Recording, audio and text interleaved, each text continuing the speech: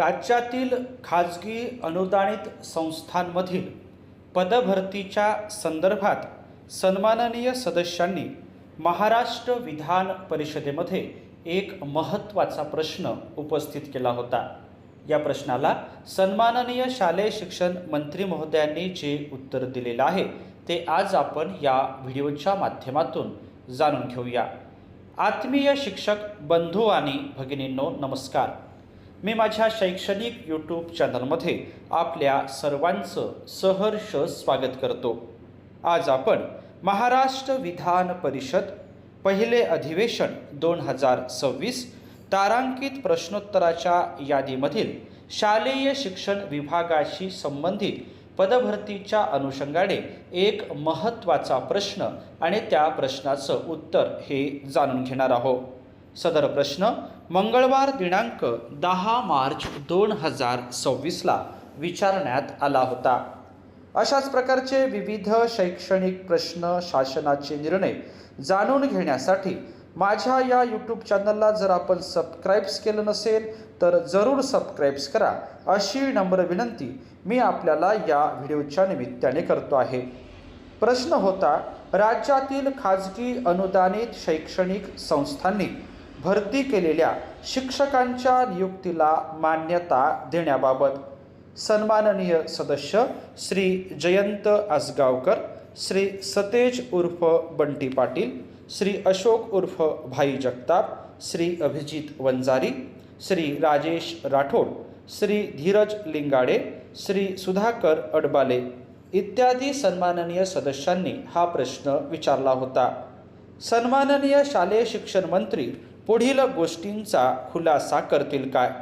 पहिला प्रश्न होता, विद्यार्थ्यांचे शैक्षणिक नुकसान टाळण्यासाठी राज्यातील काही खाजगी अनुदानित शैक्षणिक संस्थांनी शासनाच्या प्रचलित कार्यपद्धतीनुसार जाहिरात प्रसिद्ध करून शिक्षकांची रिक्त पदे भरलेली असल्याचे माहे जानेवारी 2026 मध्ये वा त्या दरम्यान निदर्शनास आले आहे, हे खरे आहे काय?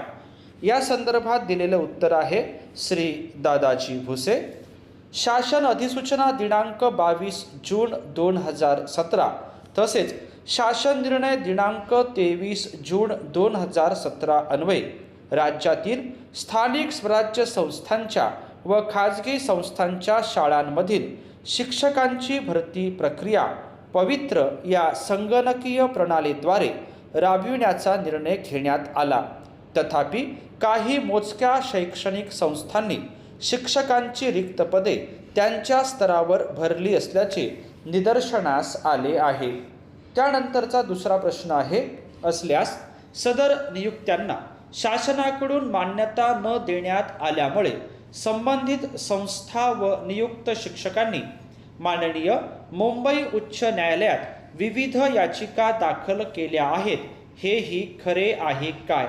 आणि तिसरा प्रश्न होता की असल्यास या प्रकरणांपैकी काही याचिकांवर माननीय मुंबई उच्च न्यायालयाने नियुक्त शिक्षकांच्या बाजूने निकाल दिले असून त्यानुसार शासनास मान्यता देण्याचे निर्देश दिले असूनही न्यायालयीन आदेशांची अंमलबजावणी न करणाऱ्या संबंधितांवर कोणती कारवाई केली वा करण्यात येत आहे, तसेच या शिक्षकांना मान्यता देण्याबाबत कोणती कार्यवाही केली वा करण्यात येत आहे।